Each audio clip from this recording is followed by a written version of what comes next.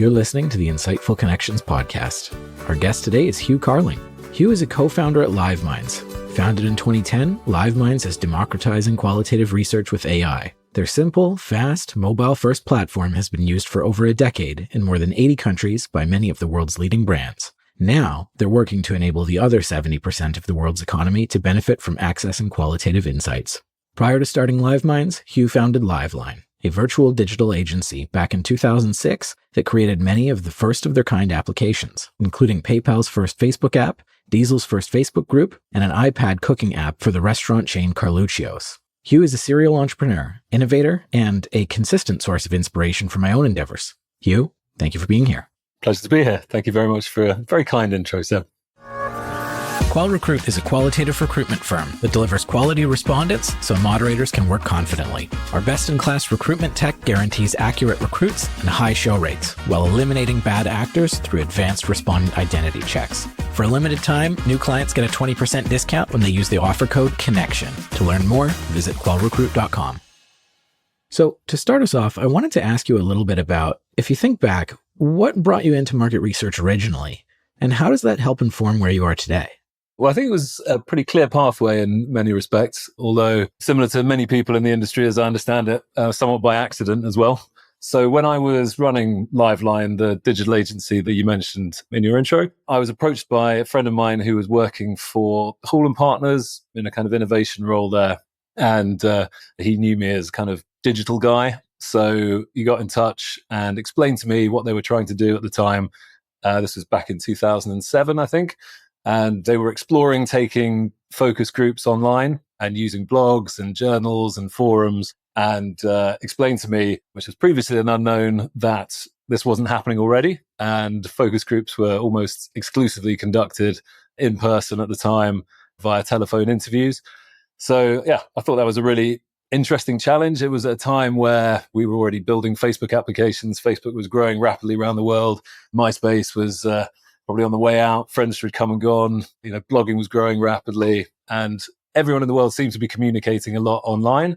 So it came as quite a big surprise that, research industry, which obviously was, I guess a big part of innovation and new exciting things happening for brands around the world, at that time hadn't kind of really embraced using those technologies and methods themselves. So yeah, we worked with him and the team at Hall & Partners for a few years, just using existing pieces of software, kind of hacking them together, working with their qual team to kind of understand exactly what they would best get out of these kind of technologies, what a platform that was custom built for the purpose would do, and ran some really interesting projects for a load of great brands.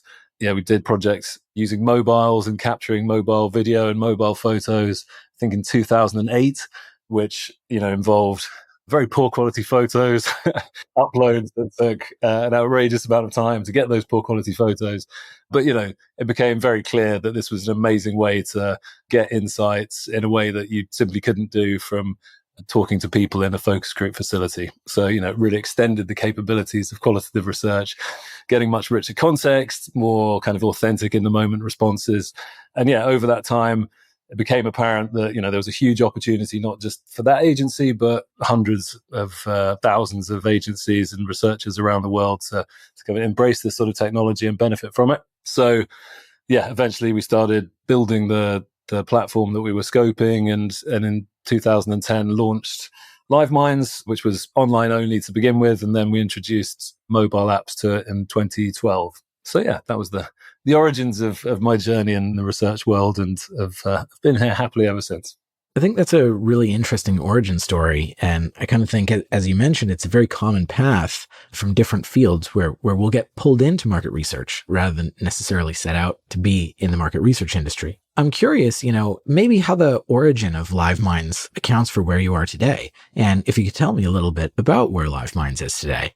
Yeah, I suppose I've probably always felt like a little bit of an outsider in the industry. And I generally think that's a good thing, because that enables you to, I guess, focus on what you're told by a great number of people in order to build the best software.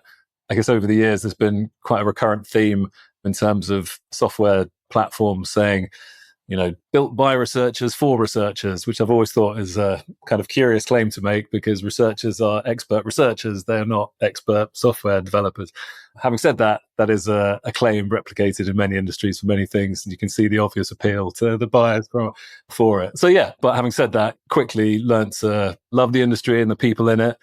I think it's a wonderful industry to work in terms of the intelligence and curiosity, and also just good people, nice people, nice to do business with, nice to work with, and nice to work on behalf of, which as a supplier to the industry is very much what you're focused on.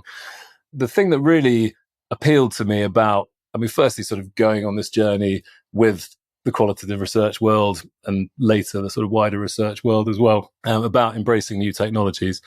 It was always an aspiration of ours, having come from sort of small business background, where these kind of methods and these tools to get these insights were just completely unaffordable and out of reach to us, many of the businesses that we worked alongside in, technology hubs and small business environments.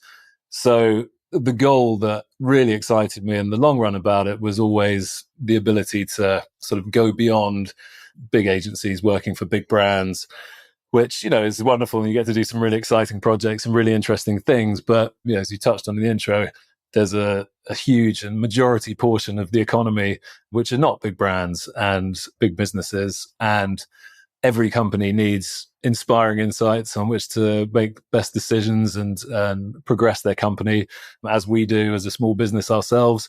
And I think the opportunity to kind of play a role in enabling those people to have access to qualitative insights, to benefit their businesses, grow their businesses, and do new and exciting and interesting things themselves is a challenge that's always really, really appealed to me. Having said that, over the, whatever it is now, 17 years that I've been working in the industry, for a number of reasons, I think it has always remained out of reach to, SMEs, certainly on a kind of regular basis. But again, coming from a technology background where, focusing on the user's interests, being super customer centric has always been, I guess, quite vital to how you operate and how you think and the work that you prioritize. I would like to see that, I guess, because the democratization has happened to a much greater extent in user research and usability and kind of tech focused businesses. And it seems to be spilling out of that world now and into the wider business environment.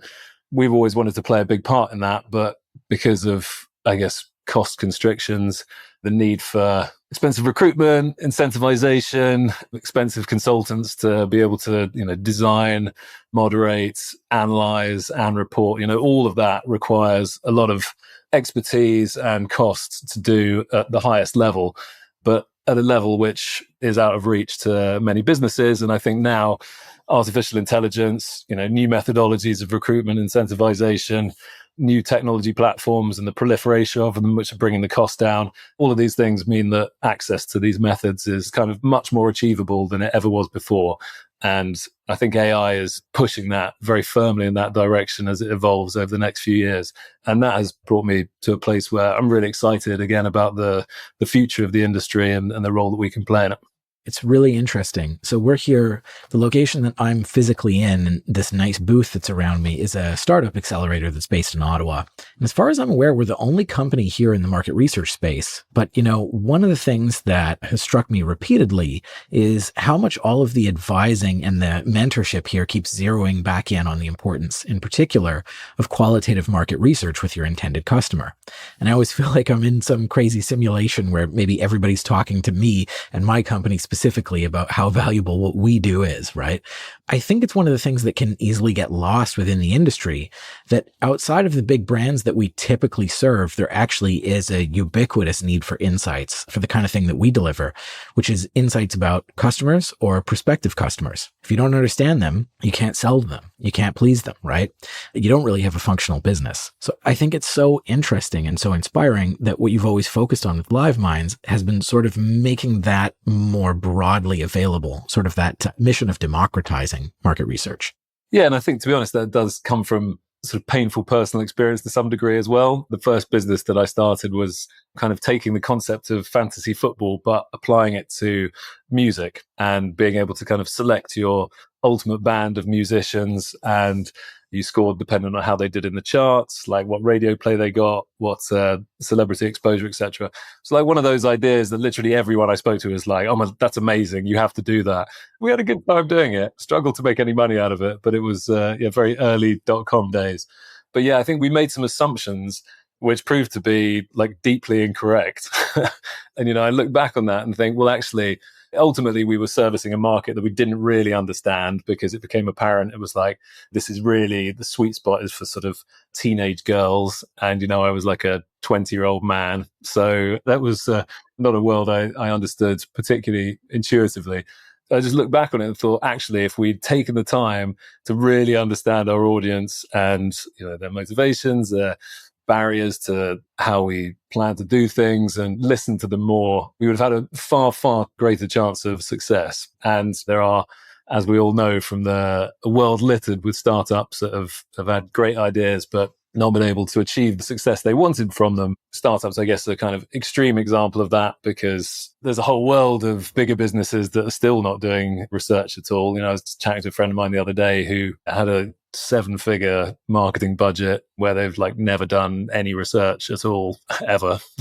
And it's terrifying. Yeah, it's absolutely crazy. And I guess since I've been working research and talking to lots of other companies along the way, it is astonishing how everyone knows that you totally need to understand what your customers need and want to be able to service them properly to build a big business of it. But actually, so few of them actually take the time and opportunity to do that and the problems that causes them down the line. So, yeah, I think if us as an industry and us as a company can help crack that nut for all the very inspiring and passionate business leaders and their teams around the world that don't sit in Fortune 500 companies and everything, then that'll be a beautiful thing. So it strikes me that Liveminds, you guys started in the early days before social media had really taken off to the extent that it has now, for better and for worse. And you've been through some of the kind of big paradigm shifts in the internet, generally speaking, and its role in our lives. I'm wondering how you've understood those shifts and in particular, how they've played out in your experience in the market research industry and what you think lies ahead for the industry. Well, I think at the moment we're obviously in perhaps a little bit of a corrective phase post-pandemic where everything in qual had to go online. And there's been a little bit of a reaction against that, understandably, because we all spent a lot of time at home, a lot of time locked away, a lot of time online. But I guess on a global scale as well, the ability to kind of reach people directly through the internet, be able to talk to them directly via our computers and mobiles, the expansion of opportunity which that provides relative to let's get some people that are quite close to us and get them into a room together in central London or New York or Ottawa or wherever it may be. Perhaps we can't really afford to do that, replicate that in lots of different places, but we'll just accept it because that's all we can afford and therefore all we have opportunity for. That's just an amazingly powerful thing in a world where commerce is increasingly conducted online, where online interaction is such a vital part of people's day-to-day lives. So frankly, getting more in step with that and using research methods that are more in keeping with how people are living their lives and the way they like to communicate, the time they have available to participate in these things, etc., just makes complete sense. So in my perception of it, there is always going to be the companies that the industry, particularly in qual, are currently servicing, and they're always going to have the budget and need an opportunity to do the best research they possibly can in the purest possible way. But obviously budgets get squeezed as well. So increasing access and leveraging technology is going to be of huge benefit to those companies too. Being able to recruit people through social media or through email databases, to be able to use off-the-shelf meeting platforms to run focus groups or do interviews, to be able to use platforms like Liveminds to get kind of private access to people's day-to-day lives reported back to you in real time. It opens up a great breadth of fresh contexts, diversity of insights, diversity of inputs. And yeah, I'm really looking forward to seeing how the industry embraces that and uses it to grow over the next few years, because I think that's where we're at and where we should be. On the subject of democratizing qual, so you've been talking lately about how AI may play a role in democratizing access to insights. What does that mean to you? And how do you see the insights discipline changing as a result? I guess what it means to me is it does seem to be a term which is used slightly flexibly, and I perhaps apply it in a slightly different way to others. First and foremost is probably the natural next step is to it not just to be the preserve of the insights team within big brands, but for the innovation team, marketing team, PR, etc., to be able to get access to research themselves without having to go through the insights team, who often are overworked, big pipeline of requests and needs that they have to act upon. So I guess filtering access to, interest in, and ultimately kind of recognition of the value of insights to drive decision making throughout entire organizations. I see democratization used a lot just to mean that. And I think that's great. And I think that should happen. And it's probably mainly for budgetary reasons, if nothing else, perhaps where things will go next. But to me, the natural evolution of that as well, over the years, we have definitely worked with some small businesses occasionally, but it tends to be very sporadic, where it's like an absolutely critical piece of work, decisions to be made, step change in their company where they can kind of justify it to themselves. But yeah, they're business people making business decisions that they want to do in as confident and well-informed a manner as anyone in big brands as well. So to me, ultimately, it means empowering those people with the insights they need to make the right decisions and move their team forward and their business forward in the best possible way. And what role do you see Liveminds playing in that process of democratization? Well, hopefully providing a platform that gives them the tools they need, a price point they can afford, and access to the people that they need to talk to. So yeah, I think a sort of one-stop qualitative shop is really where we want to be. Our focus, having got the platform and also being able to provide access to people as well, is educating people as to how those that want to empower themselves and do it themselves and have more control over it can do. And those people that want to lean on AI, both as a way of getting past that sort of blank canvas, but also perhaps certain circumstances, leaning on it entirely to help them get the insights they need.